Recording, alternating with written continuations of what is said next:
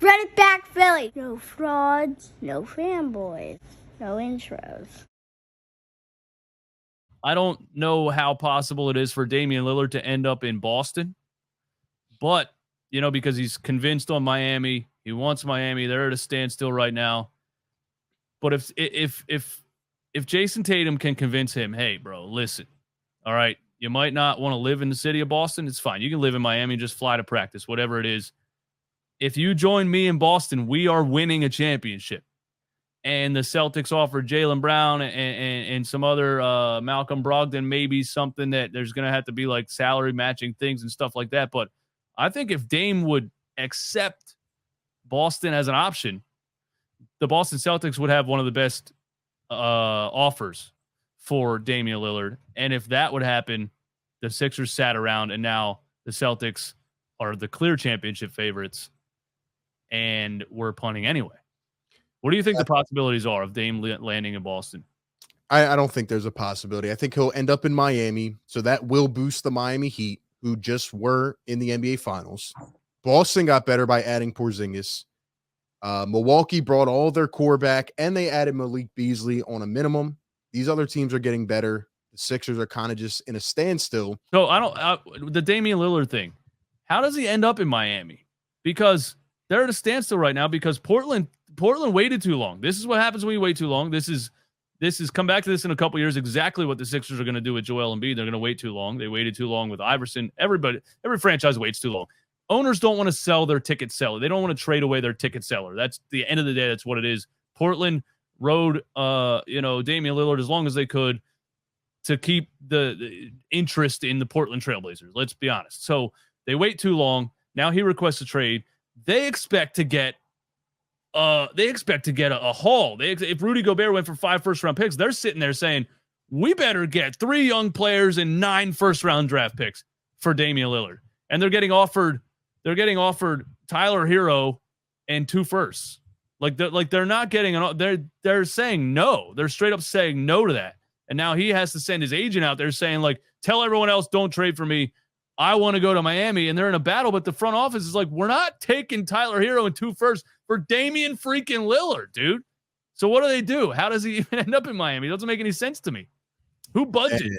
I don't know. I think it's going to end up as like a 3 or 4 team deal to add more compensation. But yeah, this is where the league's in a tough spot because you had Bradley Beal, who had a no trade clause. And I told you when that contract happened, it was the worst other than Ben Simmons' contract. He essentially just forced his way. He said, trade me to Phoenix or, whatever. Like, I don't care about you guys. And now we're kind of in the same situation with Damian Lillard. And the Dame thing really ticks me off because Beal had a no trade clause, to be fair. Damian Lillard does not have a no trade clause. No, he has been running it back every year.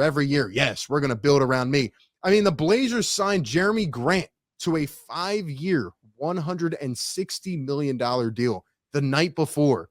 And then out of nowhere, the change of emotion, I'm done. Trade me.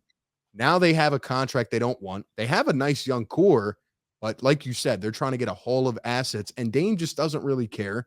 He wants to be in Miami, and it's really annoying kind of as a basketball fan watching these guys just say, well, you know what, trade me here. Like, I know we're not in the era anymore of like building camaraderie with one group for a long time, but the fact that this, era where these guys can just say, I want out, I'm not playing, trade me to this team, and you can get whatever you want. It's just ridiculous. And I like the Blazers GM saying, no. Why don't you trade him to Detroit or something? Get better assets. Why not? Like, all right, they can get Jaime Jaquez and Nikola Jovic and, 2 first rounders. That's not enough for Dame Lillard. The Blazers have a chance. They have a real shot to surround Scoot and Anthony Simons and Shaden Sharp with a really good core.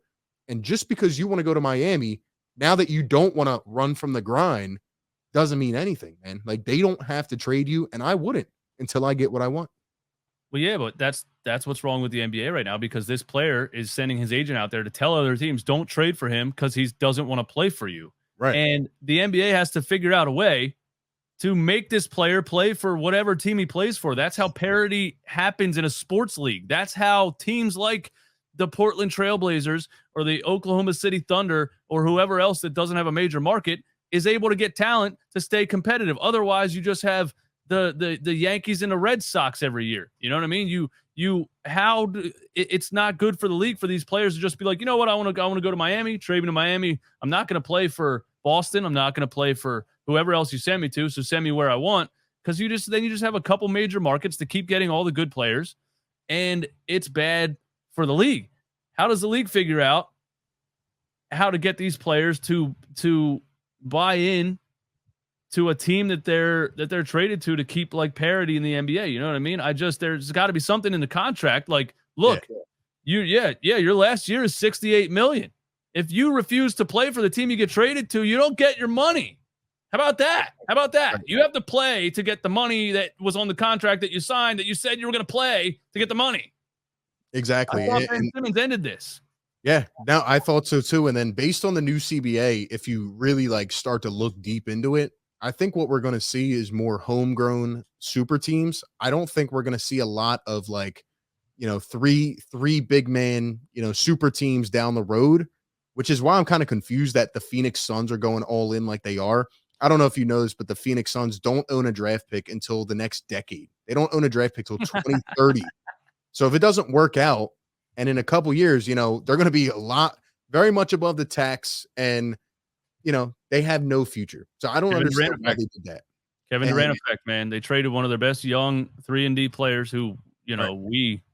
we should have had on our roster. But yeah, for a big name, Kevin Durant, who I don't think at this point in his career makes you that much better than Mikal Bridges actually made you. I don't think Kevin Durant, I know that's crazy to say, but I think in the grand scheme of things right now, yeah, Game 7 playoffs, I'm giving the ball to Kevin Durant. But I think in the long run, Mikal Bridges is a very good player to have on your team. I don't think you need a Kevin Durant, but they went all in on big names.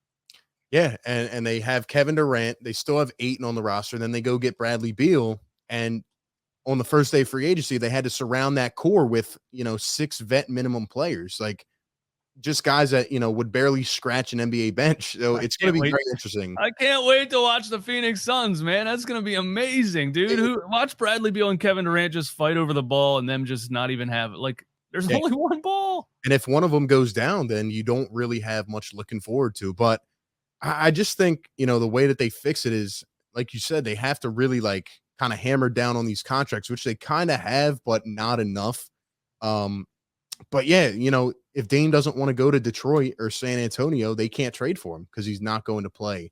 And it's very lousy. Is he not going to play though? Is he going to sit out? Because that's what Ben did and he lost $20 million. Is he really going to be like, hey, I'm not playing for you, I won't show up? Then you don't get your money. At the end of the day, you still have to play to get your money. Yeah, kind of. But at the end of the day, it's also like, all right, so we just traded 5 first-round picks and you're not going to play. So you can not get your money, but we're also screwed because we just gave up our future to get you. It's very annoying. And I got to be completely honest with you. Like, Damian Lillard is becoming one of my most hated players in the league. I loved him. He's one of my favorites to watch outside of the Sixers. I just can't stand him anymore. The way that he has done this whole approach has really turned me off the Dame. I wanted to see him on the biggest stage. He's going to be, 34, I think? And he has 3. In 2 years, he has a $63 million player option. Who wants to give up everything for that? And he's out here acting like he can control the entire league. Oh, it's my time. Now that my prime is up, trade me, because the Blazers re-signed Jeremy Grant for $32 million a year. And I don't, they didn't trade Scoot Henderson. So get me out of here and send me to South Beach, where I said I don't want to go to the grind. I want to run from the grind. And now I'm running from the grind. So crazy. You know what? Also, Damian Lillard. Yeah, this I'm going to go where I want because I'm this good. You're not LeBron James. You're not LeBron James in his prime. You have to be that good to really make that happen. And being that good is elevating everybody around you. Every team LeBron James has ever been on has been a good team. Like, in 99% of the time. I'm just saying, like, for most of his career, he's elevated players around him. It was a very rare combination of skill and facilitating ability. And that's why a player like that is that valuable. Damian Lillard has never made the Portland Trailblazers much better. Cool. You average 32 points per game. Are you a floor raiser? Do you make the players around you better? Have you taken a team that shouldn't have been as good as they are and took them somewhere that you feel like they shouldn't have been? Look what Damian Lillard does. He drugged this team to the Western Conference Finals. You know what I mean? That kind of thing. I don't think you're LeBron James, Damian Lillard. I think you're a great scorer. I don't think you get to say the league now is run on me. I'm the new LeBron James and I want to go to Miami and everybody has to listen to me. Yeah, it's just with the timing of it all. And somebody in the chat said you can't blame Dame for wanting to leave. I'm not blaming him for wanting to leave. I'm blaming him for doing it 4 years too late and saying that, you know, this whole spiel about running from the grind, you know, for the last however long is now not upheld. And now you want to get out when it's convenient and you only want to go to one place. And it's annoying. Why'd you stay in Portland your whole career, dude? Yeah, Why? you should have got out when they traded McCollum. Run it back, Philly. No frauds, no fanboys, no intros.